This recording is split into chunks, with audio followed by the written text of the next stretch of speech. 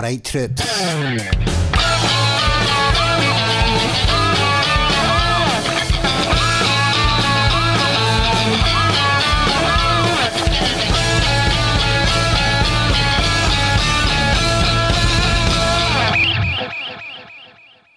David, pleasure to speak to you, my man. How are you getting on? Thank you, sir. Yeah, I'm very good, thank you. Yeah, considering I woke up about 15 minutes ago, having gone to bed at 3:30 in the morning. So yeah, it's all right. Yeah, that's the life of the creative that no one tells you about. Like the fact that you could be in your bed at 8 o'clock at night one night, and then the next night you could be half three, 4 in the morning.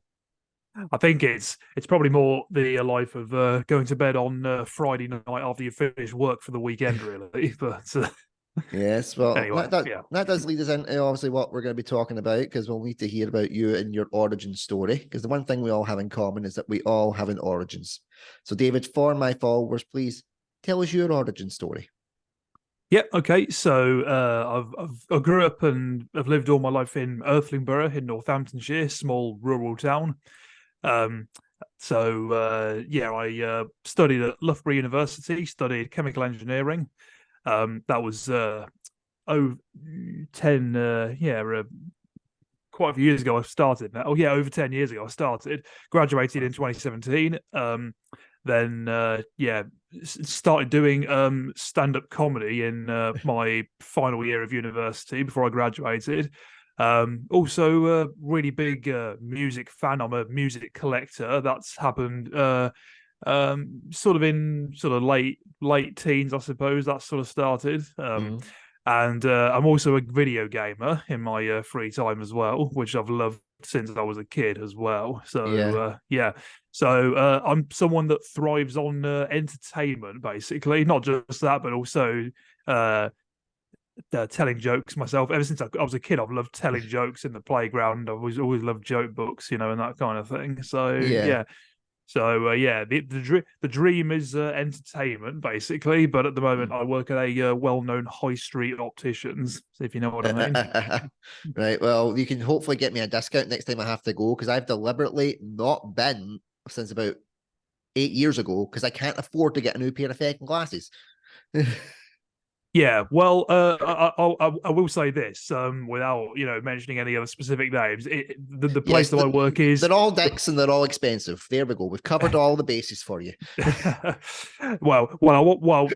quite similar actually. I was going to say that the place I work is very competitive, to say the least. Mm. So yeah, like there's a the guy, my colleague who's the store trainer, Mm. used to work at another place up the road from the Northampton store where I work. Mm. And he said his record when he worked at this other place was for one pair of glasses was 1,200. Wow. So yeah. Wow. I mean, in fairness, for me, I've got to give credit where credit is due, because my kid, I've got twin boys. My kids both need glasses. Kieran is more a preventative measure because Connor's got like a squint in his eye. So of all the things he had to inherit off of me, it's his gubbed vision. And Okay. Yeah. at least it wasn't his red hair. So there we go. Hmm. They've survived that one. But yeah, so like he's got like a squint in his eye. And because he's got that, Kieran gets glasses as well as a preventative measure, and they're absolutely brilliant with them. Because kids snap their glasses as well. Sometimes on purpose through fits, sometimes through accidents. And they're fantastic with them. The opticians that we go to, they're great with them. They're great with me because they know how stressed I am having two kids most of the time on my own. Oh yeah, yeah, Like yeah. like like trying to corral them, so they're good with calming me down as well. So I've got to give the credit where credit is due on that one. They've done very well. But what I wanted to ask you about was the chemical engineering. Now Oh yes. we'll get to obviously like the other parts, but you'll probably have realized if you've watched the episodes, I'll find something that's fascinating that maybe somebody's not really heard of, and I will pinpoint on that like a mofo and drill that information into Yeah, the yeah. ground. You'll go down that rabbit hole. Yeah. Yes. So Yeah. chemical engineering. How did that start? How did that fascination start? Yeah, so ever since school, my favorite subjects have been maths and the sciences, basically. Mm. So when I did my A2s, second year of sixth form, I did further maths, chemistry, and physics. So I ended up with 4 A levels: maths, further maths, chemistry, and physics. Wow. And in case you're interested, the hardest one was definitely physics out of the 4. Yeah. Um, and yeah, so initially I thought I'd study maths, but I wondered. So I did think about that when I went to a couple of open days, but I wondered if I might find that boring on it just on its own. So I did Chem Eng because it basically combines all the maths plus sciences. Yeah. I've said before, if you think of it as a kind of summary of what it does, most of the products people buy are produced by chemical engineering, basically. So if you think of a chemistry student, a Chem Eng student does useful things with what a chemistry student does, you might say. Wow. So, what in another life, you realistically could have been what the part of Sheldon Cooper. Well, the thing is, I I know did do. I know he's theoretical physics because I am a big nerd when it comes to Big Bang Theory, but well, it's the same. It's similar with the sciences. You've done physics that you were a shoe in there, and it's the entertainment part. You could have done it. I could have seen like an English Sheldon. I think that would be pretty good. Well, I've never watched The Big Bang Theory properly. I've watched a couple of little bits of it and not thought highly of it from the little bit I've seen. You know Mm. what? I was telling someone just yesterday at work, actually. So on YouTube, there's a guy who's done comparison videos with the In-Betweeners to the American remake, which is completely Yes. diabolical. Oh my Um, god. and as part of that, the discussion, they took a clip from The Big Bang Theory and they took out the canned laughter just to show how forced and unnatural the comedy is, and it was so cringy to watch. Honestly, like Wow. you need to see it really to kind of realize it. But In yeah, fairness, it's I get it but also from a British side because I remember because I'm a big fan of Red Dwarf. oh Love right, yes, Red Dwarf, love that. But when it came back with the 3 Back to Earth specials, like the 3-parter Back to Earth, they removed the canned laughter, and oh right, yes, you do realize how much of it you're like, I need someone to prompt me to laugh at this particular point, especially in the last 2 parts. The first part, and well, a bit of the second part, I found laughs in it myself, and I was like, yep, this is what I like. But by the time I got halfway through the second and into the third part, where it's at Coronation Street, I was like, oh dear God, give me the canned laughter back. I yeah. need it back. And the response was so negative that in the seasons they brought the canned laughter back in the studio audience, which was just like it was like a gift from God from this ginger dorky man.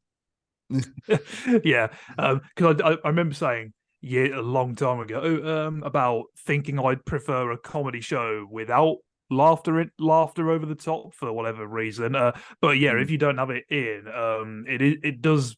I think I probably prefer it with it in, to be honest. But with a live audience reaction, I think, rather than like a sound bite in it, as it were, you know. Mm-hmm. But yeah, I was going to say, going back to ChemEng, I did a placement year at a pharmaceuticals company, and that showed me that the lab-based work was not my cup of tea, and so since then, it's not really been important to me. So Wow, yeah, that's but anyway, interesting as well because well, I worked for the NHS for a considerable amount of years, and one of the jobs that I worked in was in the labs.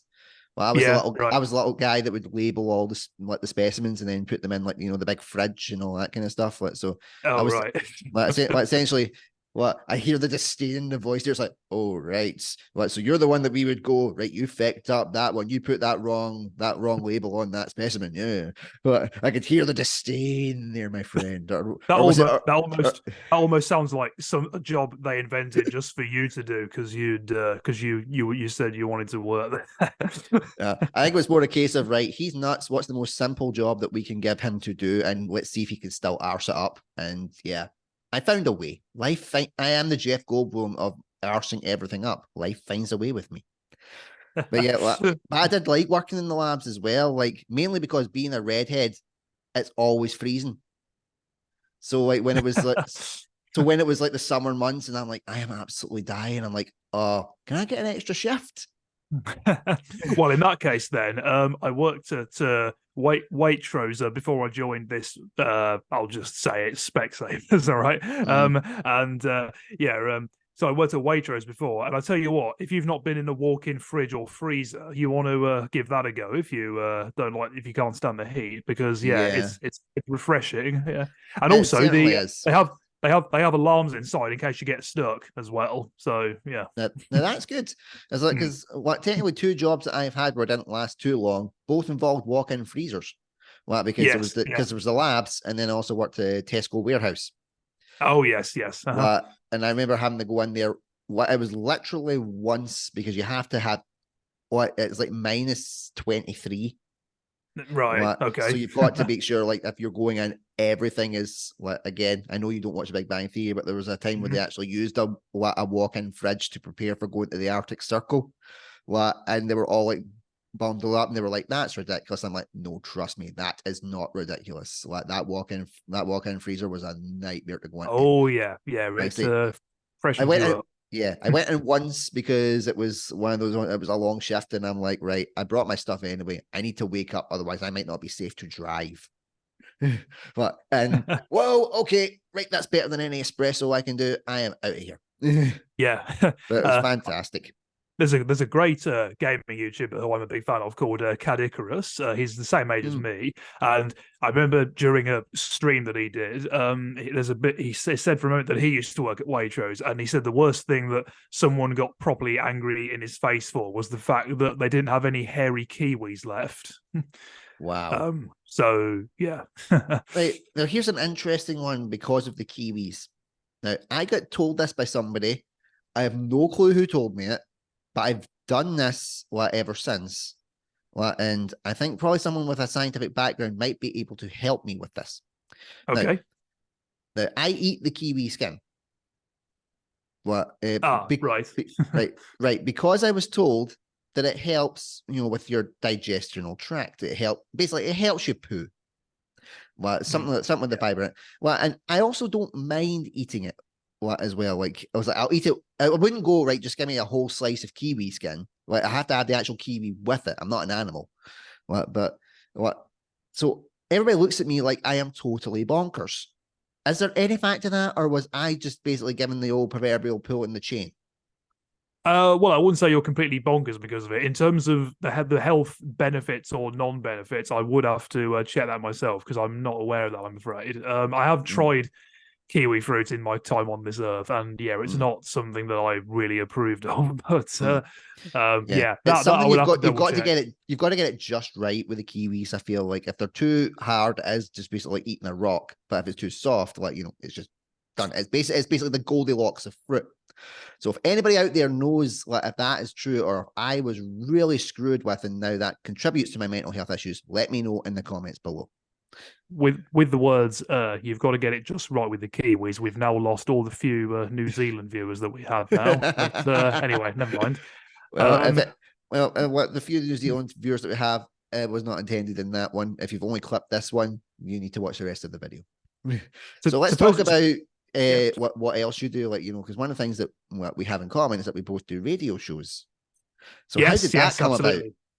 Yeah, so I did start that at Loughborough University where I studied because you had the opportunity to do student radio. So I had first had a go at it there, and then oh god, I can't remember how long ago it was now. A few years ago, I started my own show at a studio called N Live Radio, which is based in Northampton. It's a community station. Mm, And it was pre-COVID I started, so it might have been 2018 or 19 I started. yeah. And then I stopped for a period of time when lockdown was a thing because I couldn't record from home. But since I've got this obviously now, I just record Mhm. from home now. And yeah, it's just I do a show every Friday night from 10 p.m. till midnight. It's called Rock Your Socks Off, and I play anything that's rock or metal because that's the main bulk of what I listen to, basically. So yeah. Thank you Mm. from every metalhead out there. I appreciate it, because what was it when I worked with I'm an afternoon slot. I'm a Wednesday 1 till 3. Who knows at the time of this recording goes out, I could be fired. We do not know. But at this point is what I do. And but I try and play a little bit more rock music in it, and quite frankly, I got my nuts ripped off for doing it. They're like, if you want to play it out with mainstream, times, and I'm like, I personally don't think that is true, because the times where I've played more rock music, I've had a lot more responses from people like all saying you should play more of this more often. So how do you feel about that? Like, do you think rock should be in the dark, or do you think no, it is a mainstream medium? Because there are rock stations out there. Give it the credit it's due.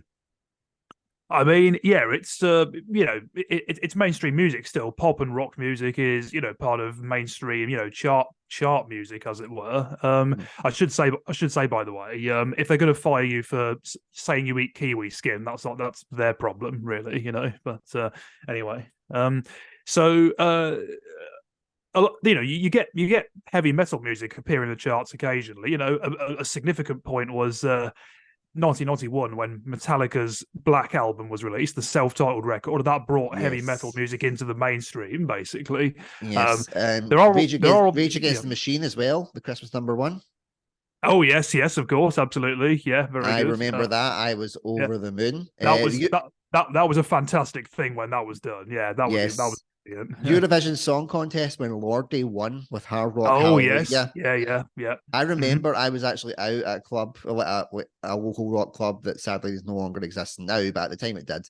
And they had like a kind of, he had a wee kind of live updates ready. So when they found out that it was number one, he was instantly on playing it live, and we were all on the dance floor going absolutely mental. Now imagine a bunch Yeah. of pissed 18-year-old Scotsmen just like, it's certainly a Yeah, fair sight, enough. but yeah, it was a great celebration of like our subculture, I think. Yeah, brilliant. Yeah, a really good, interesting point actually is so another act that's undeniably mainstream is the Prodigy, and the Prodigy brought like rave music into the mainstream in the 90s, Mm-hmm. and they're interesting because they've sort of crossed over in that a lot of their fan base are rock and metal heads as well as other music fans as well. So they're an Indeed. interesting crossover point as well. Yeah. Same with Scooter too. Scooter's got like quite a good contingent of like metalhead fans as well. Yeah, that's interesting because they were in the mainstream in the mid noughties when I was a Yes. teenager, and now they've sort of disappeared from the mainstream a bit. So Yeah. yeah, Yeah. but And another one that brought glam rock back in that time was the Darkness. oh yes, yeah. Yep. So yeah, they're still going. Yeah, they did split up for a couple of years, but they Yes. reformed some time ago, so that was good. Yes. Yeah. Well, Uh, I'm very, very glad that they're back. yeah, at Waitrose where I worked in Rushton, near where I live, there was a guy there, and who's a massive Darkness fan. And he's seen them like 17 or 18 times, I think he said. Wow. So yeah, That brings me, because like I have now, you've now figured out, tangents will sprinkle in, and since it's on a music subject, so anyway, like going to live gigs. oh yes. What is the maximum amount of times that you will see an artist live? I've never thought about it. I don't go to live gigs, enormously regularly. I do, Mm, somewhat regularly. Like maybe a couple a year or something. mm. But I tell you what, though, I'm one of these people where if I go to a live gig, it has to be seated for me. I've never like Yes. been to a massive gig like standing in a crowd with like loads of people, and I just think, oh no, it just sounds horrendous. I need to be Yeah. sat down for that. You Yeah. know, Because I've so not been yeah. I've not been to like a live music gig in quite a while either, and I'm the same point where I'm getting that it's like, I will need a seat for that one.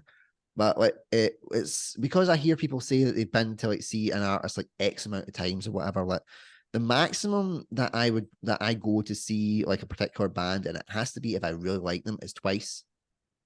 Like, because like I always believe in the singular experience. Like, because if you go like, and you think, oh, that was brilliant, and then you go back and see them again, and maybe they're not on form or whatever, it's kind of I'm not too So sure. you kind of extend the difficult second album principle to live gigs as well. Yeah, yeah, sophomore season, which is ironic because the Okay. first gig I went to see was Linkin Park, and it was their Oh Meteor album, yes, which was their sophomore fantastic. album. Mm. Well, the artists that I have seen twice, and I use them as technicalities, is Nickelback, because I saw them the first time they were supporting Bon Jovi, so they weren't the headline act. The second time I went and saw them, my wife and I both are Nickelback fans, so I took her to that, and that was the first gig we went together, since we got together. And Kill Switch Engage, and it was because I saw once with Howard and once with Jesse. Like, Oh, so, right. Okay. Fair so I was enough. like, Yeah. it's different singers. Me from a singing background had to compare the styles live. Like that was the way it worked in my crazy brain. Yeah, Like, fair enough. Yeah, I've seen Nickelback live, who I'm a big fan of. They were fantastic. thank And you, thank you. yeah, We yeah, need more of this. We need more Nickelback positives rather than Nickelback negatives. I have every Nickelback album. Well, I was very yeah, yeah. fortunate that the last album that I got, I was able to get a signed copy Oh yes, yeah. for my wife because it was her 40th birthday last year. And Yeah, yeah, yeah. one of the guests that's been on, Bruce Naxon, like he actually goes to the gym with the bassist of Nickelback. Oh, is that Mike Kroger? Is it? Yeah, Yeah, so yeah. I can't remember. Yeah. yeah, I think Mike Kroger's the guitarist. It's the other. It's Right. Yeah. the guy with the The shaved other head. guy. Guy Yeah. with the shaved head. Well, and yeah, so of course, the second I found that out, I was like a pig in amongst poo. Like you think I was Yeah. bad talk trying to find out about chemical Yeah. engineering. Second he mentioned Nickelback, I was like, okay, right. Yeah, yeah, yeah, yeah. No, I'm a Like, big fan of them, honestly, and I mean, I'm one of these people who doesn't care about music haters or whatever, mm-hmm, and doesn't. I mean, potentially I'm like easily pleased when it comes to music, but I mean, the important thing for me is it's entertainment. So as long as you enjoy it, that's the important thing, isn't it? From yeah, your perspective, and they were fantastic live. Honestly, they mm-hmm, did their encore. They did at the end. They did two more songs. The second was "Burn It mm-hmm. to the Ground," their song, and then the first Yes. one was a cover of "Everlong" by Foo Fighters, which was great. So yeah, that was really Wow. good, and Oh, that is yeah, that brilliant. was awesome. Like the only cover I've heard them do Sorry. like, is Saturday Night's All Right for Fighting, like the Elton John one.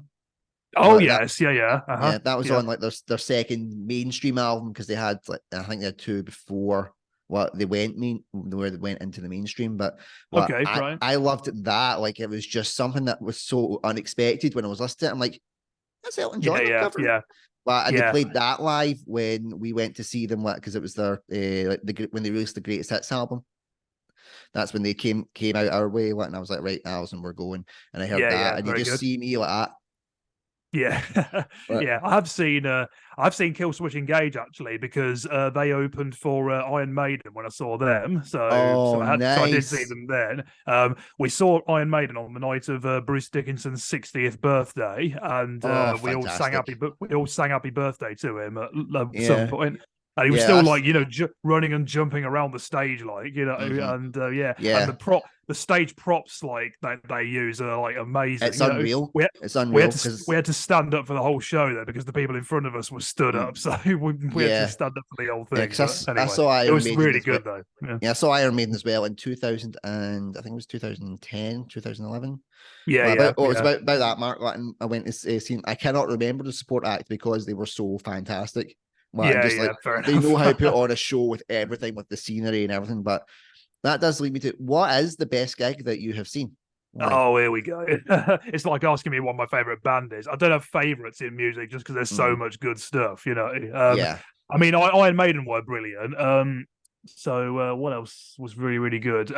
Oh, in terms of theatrics and stage props, Muse at the O2 were fantastic as well. Wow. They that was during their Drones album, and they had a couple of they had like four drones like come out and fly above the audience at one point, and apparently on the third night, we were on the second night, I think the third night, one of them fell into the crowd apparently. But Wow.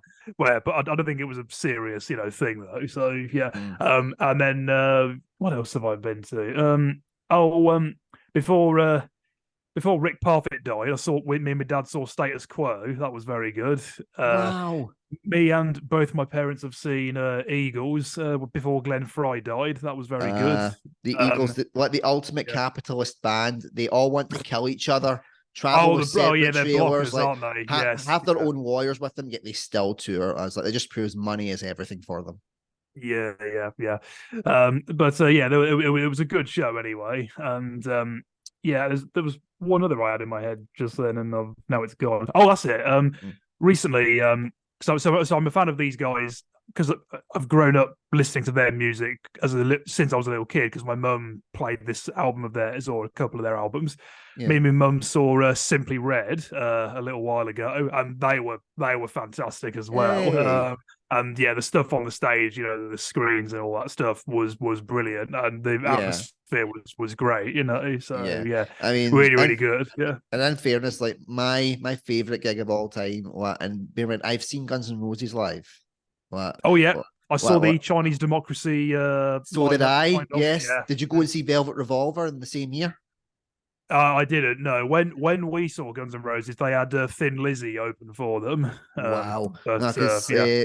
we went and seen I went and seen Velvet Revolver in the February, and then they were coming to and then Guns N' Roses were coming to Glasgow in the August. So I was able to say I've seen all of Guns N' Roses live, just in different bands.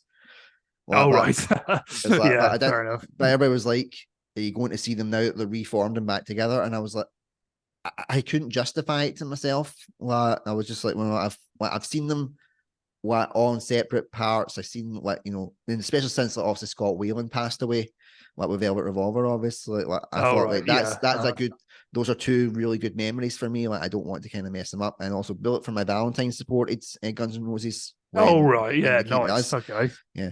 But it's still not my favorite gig, even though they are my favorite band of all time. My number one gig was Rolling Stones at Hampden in 2006. Oh yes. Yes. That Fair enough. was Yeah. because U2 came to Hampden in 2004, and I remember my dad saying to me, "Guarantee you, Rolling Stones will come here in a couple of years because there's an unwritten rule where they will always try and top U2 with whatever staging and theatrics and performances that they do." But I've not heard and that, that I have to say. yeah, apparently that is a thing, and I was like, no, I don't think so. Like, so sure enough, the next year comes out, tickets for Rolling Stones. And this is a point where I was not poor. I was financially viable that I could go, right. I am getting tickets for me, my mom, and my dad's. And what got them. And it's the only time where I've paid an absurd amount of money for standing tickets, but it was Right. worth every but it was worth every penny and more.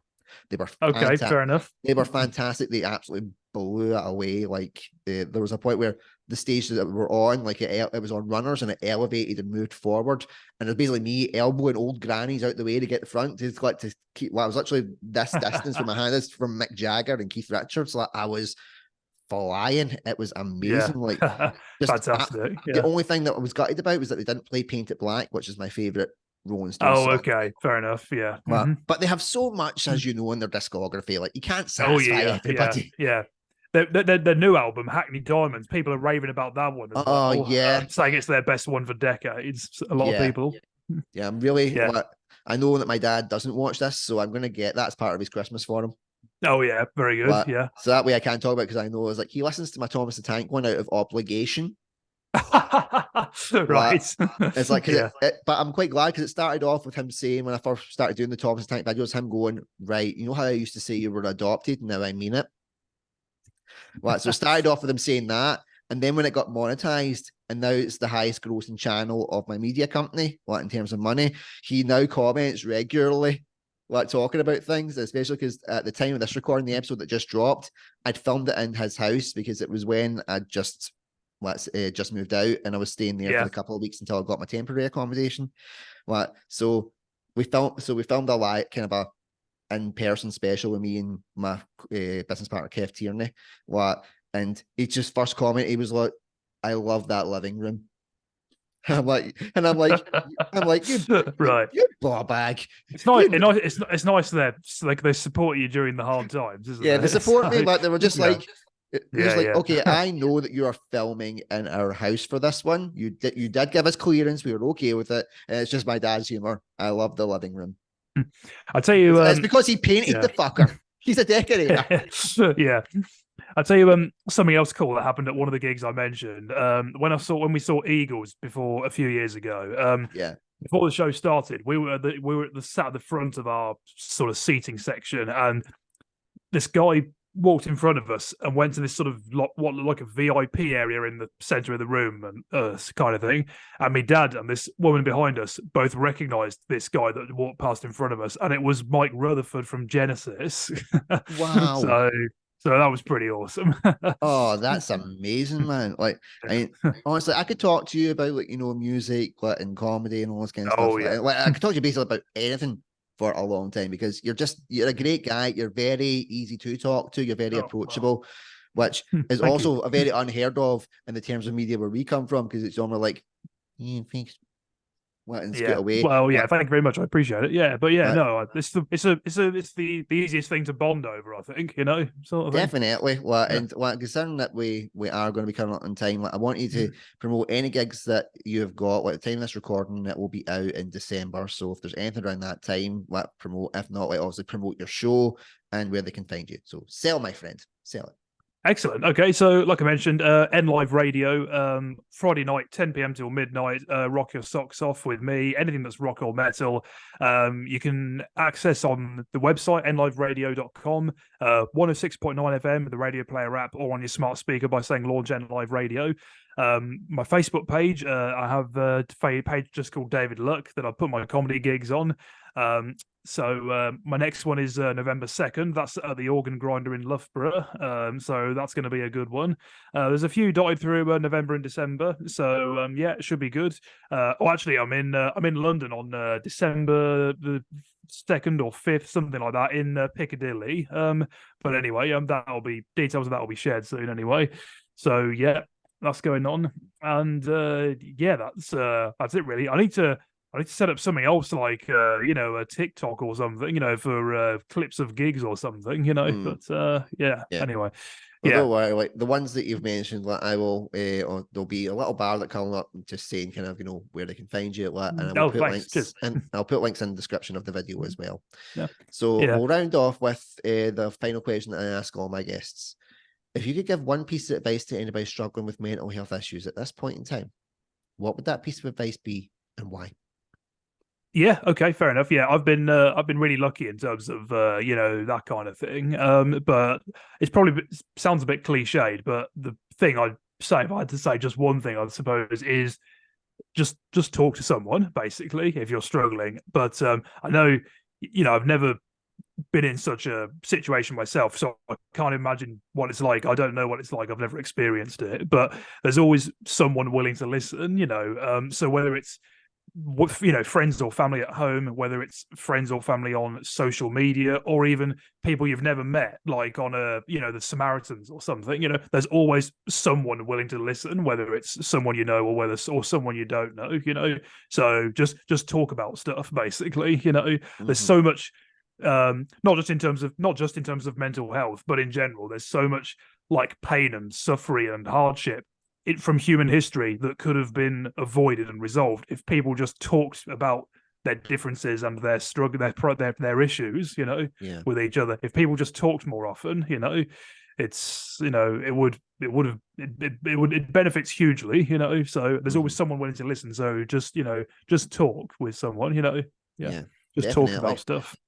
Definitely, my friend. I know you said, like, oh, it's a cliche, but there's a reason why it's a cliche. It's because it works. Yes, exactly. Absolutely. It works. Like, you need to, what, it's the hardest thing in the world to talk to someone when you are feeling that low. But you do feel so much better when you do talk about it. So yeah, it's very good advice. And it's a recurring theme in the channel as well. So for anybody that is struggling, like, I mean, I know I've been through it. Like, I find it hard to talk, but yeah. Yeah, I've had friends who've had. I've certainly had friends who've had struggles like that. I've had friends who've tried or attempted to take their lives for one thing. But yeah, just talk about it because things can get better. Yep, they can get better, and they do get better. Like, there's always a light at the end of that tunnel.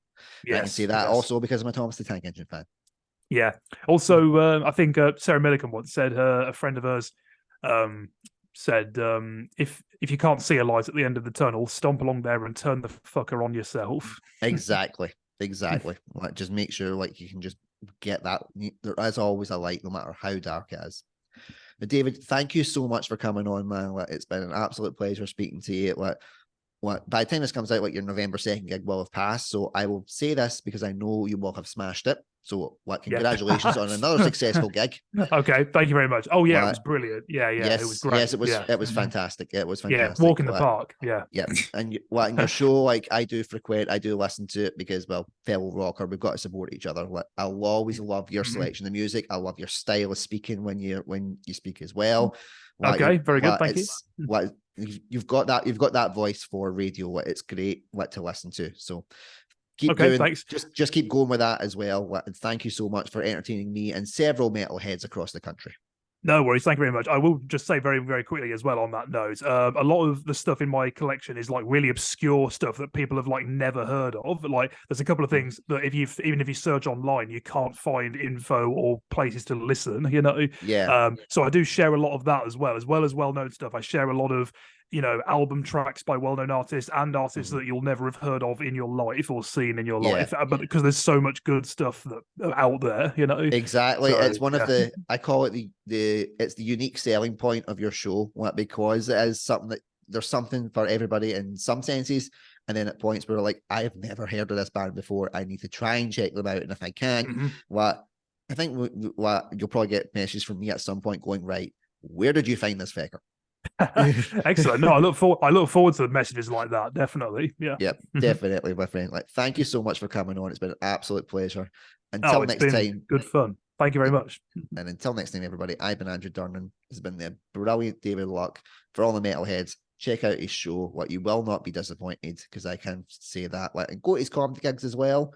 And if you have any, cosmetic brands that are, maybe a slightly inhumane, go to him and he'll chemical engineer it and make it humane for you. Look at the state of me. We'd have to say no monkeys were harmed in the filming of that Mental Ginger show. Until next time, everybody, take care. Stay safe. Stay safe. Bye-bye.